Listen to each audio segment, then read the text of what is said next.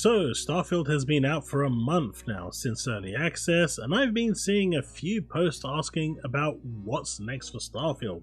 I mean, I'm nowhere near completing the game myself personally, but people are already asking what's next. Things like the first major expansion, to things like the LSS, Field of View slider, and of course the Eat button, whatever that is, that was already announced. It seems we have some comments from Todd Howard regarding the post-launch support, as it sounds like they plan to support the game for years to come.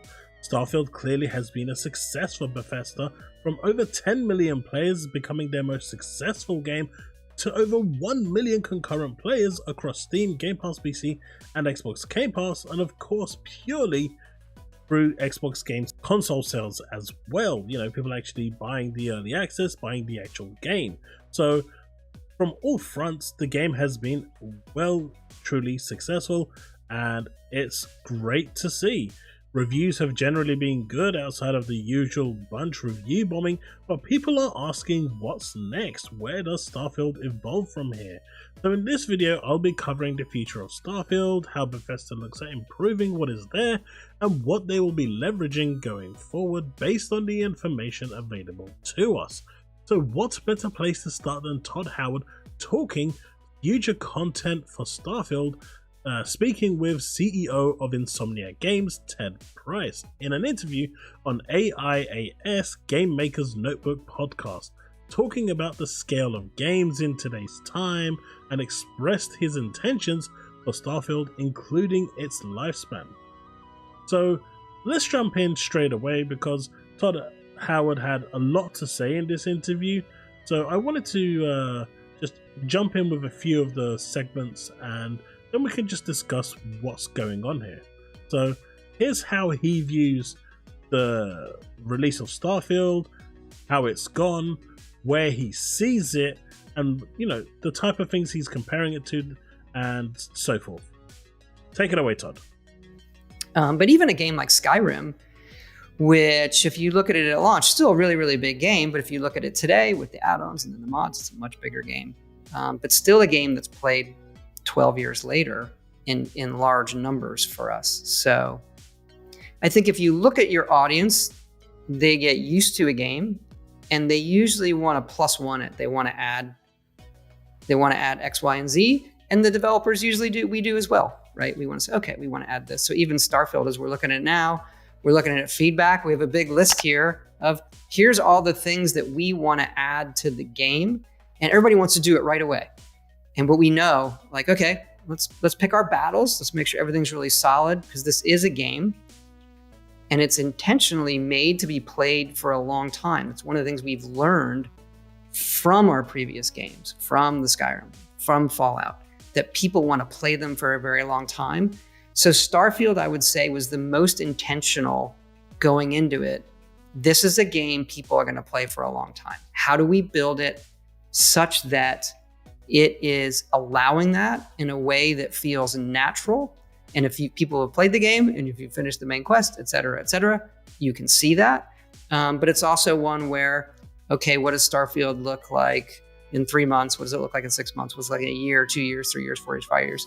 You know, I think we've learned that that's going to happen. So let's be ready for it, make the most of it, embrace it. And that's both what we do here and with our modding community. We've learned so much there, and just giving ourselves a really, really good base of a game to build upon for everybody.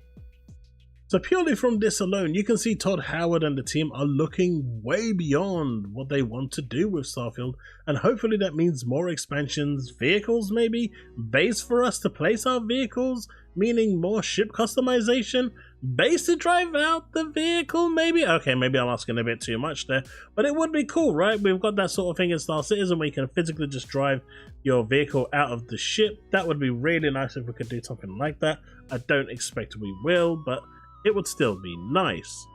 But you get what I mean. Of course, the big question remains in how they plan to do all of this with the work on Elder Scrolls 6 now beginning, though it's an interesting statement. As you can imagine, a lot of attention will be on Elder Scrolls 6. This is going to be Todd Howard's, final foray into Elder Scrolls 6. He only has 2 more games, according to him, that he's going to make before he steps down. Elder Scrolls 6 and Fallout 5 are it, so it was Starfield, his pet project from 25 years ago, Elder Scrolls 6 and Fallout 5. So, you know, how much attention and how they're going to manage all of that is, you know, is going to be interesting, because most of the resources will be diverted, you know, from Starfield now to Elder Scrolls 6, as you can imagine. So will Starfield have its own little mini studio, its own mini team to be able to counter all of this? Interesting thoughts regarding the direction they want to take nonetheless, especially in regards to Starfield. They do want to have post support, they do want to have a lot of year support, but like right now we have Shattered Space already confirmed, so that's concrete. So can we expect an expansion a year based on, like, you know, Fallout 4 and other previous Bethesda titles? This could work and provide enough time to invest into Elder Scrolls 6 too as well. It's hard to say how they will proceed, but with the success of Starfield, over 10 million players, over 1 million concurrent users, passing even Baldur's Gate 3, one can't imagine they will not continue working on Starfield for many years yet.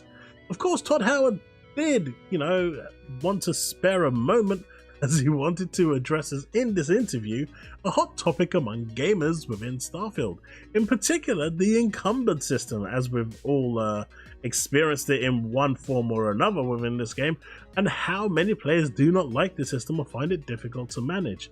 And here is what he had to say on the topic. What you could do. It seems like, and people hit this every time they play one of our new games, like picking up all the stuff. They immediately get encumbered. Like, no, you don't need the trays and the pencils. But we like that you can pick them up. Yeah. So basically, to sum up what he is saying in layman terms, don't loot pointless trash. Yes, there is a bunch of stuff there. They like it, but don't be like me and pick up every single thing you find, from slippers to pens to mugs, everything. They're not worth anything. They are just there because it's what Bethesda like to do. And they just basically say, don't be a loot goblin. Don't collect everything. But you know what? At the same time, at least it doesn't work like Skyrim, right? At least here, you can walk at a normal pace. Now, if this was Skyrim, you'd see that snail zooming straight past you. Of course, people expect Starfield to last a long time, but can it match the lifespan of Skyrim alongside its 50 different releases, which still today is going strong? Like all Bethesda games, Starfield has an expansive universe that builds upon most of the gameplay systems of other Bethesda games. While the setting has a different, you know, feel to it, being space orientated, the question remains, will Starfield stand the test of time with its high action FPS like gameplay, especially with its, you know, procedural style. At the end of the day, when you're looking at games like Skyrim, if you see that mountain in the distance, you can go there. But in this game, the chances are you probably can't, because of the way the seed system works. You can try and land there, but when you kind of take off on your ship and land in a new location, that area kind of gets regenerated, and those mountains may not be there when it's regenerated. That said though, that isn't a negative to take away from the game, just something as it's more of an observation, right? But the reality is, it still asks the question, will Starfield stand the test of time with its high action FPS gameplay? The interesting level design complements the gameplay pretty well in my opinion. Also, the team's choice to have New Game Plus be part of the core gameplay loop is a good sign of Bethesda's commitment to ensuring players always have something, you know, stuff to do after their first playthrough. I'm not going to go into the details on New Game Plus, but know that it does add to the experience and replayability. My recommendation, of course, would be to do everything on your first playthrough, because, at least from what I've heard, the payoff at the end is worth it. Now, of course, we do have to talk about, when we're looking at the future of Starfield, post-launch support, because that's what this video is all about. And with the success of Starfield, Bethesda has made it clear that they do plan to extend post-launch support past the first expansion. I believe the first expansion we were going to get was pretty much going to be it, but with the success, the phenomenal success that Starfield has brought over, it seems like post-launch has now completely had its doors blown wide open, which is great as the possibilities are endless on what's possible here, especially with their history and post-game support looking at their other titles. So what can we expect? Well, free content updates is a given, quality of life updates, we have the Creation Club for modding, and some mods may even make it into the final release like Star UI, which should be there as a norm in my opinion because it is so good. We also have the DLC, which has already been announced. I do expect more expansions to follow through, and hopefully these in turn will provide more gameplay improvements, mechanics, and just more to do, stories, new factions, and more.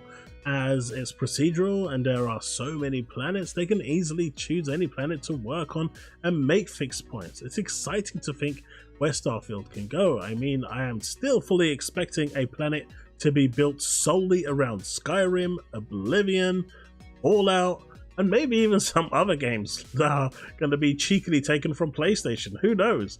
You just know it's going to happen. Can you imagine what type of things modders will do with the new planets they can create, new storylines? They can physically create a game within a game. It's insane what they can do. Of course, it's worth noting that Bethesda's Creation Club and Paid Mods Creation Club is a pretty hot topic among players, mainly due to the approach to paid mods. Some believe that mods should always be free. I don't believe that at all. I believe that if you put effort and time into something and you want to get paid for it, you're more than within your rights. But if you're going to charge 50 quid for a mod, then you're goddamn crazy. Of course, if you'll remember, when Creation Club first dropped, it was a disaster for this exact reason. Though none of us can really deny that the Creation Club has brought some of the highest quality mods that we've ever seen in games, especially if the previous titles with Creation Club are anything to go by. Of course, once this is all implemented in 2024, you can expect mods from new gear, new locations, and more. Those not willing to pay, of course, you have Nexus Mods, which is where I get my mods right now, and they are all free, and they are really high quality as well. The first announced DLC, Shattered Space, is already generating hype, and while the specifics are unknown if Bethesda's previous DLCs are anything to go by, and that's all we have really to go by for now, we can expect new storylines, new locations, gameplay mechanics, which is all really exciting. I can't wait to see what new factions are going to be there, because I guess everyone is going to be joining that faction. For now, the next big quality of update we should be getting will bring native DLSS, ultra-wide support, field of view slider, and of course that all-important eat button, whatever that is. So for now, in the world of Starfield, the future is vast, bright, and as endless as the eye can see in the ever-expansive universe they have created for us to go out and enjoy and explore. Are you excited for what's to come next in the world of Starfield? Let me know in the comment section below. Let's have that discussion, and I will see you in the next video. I hope you've enjoyed this video. I hope you've enjoyed the breakdown. And until next time, remain legend.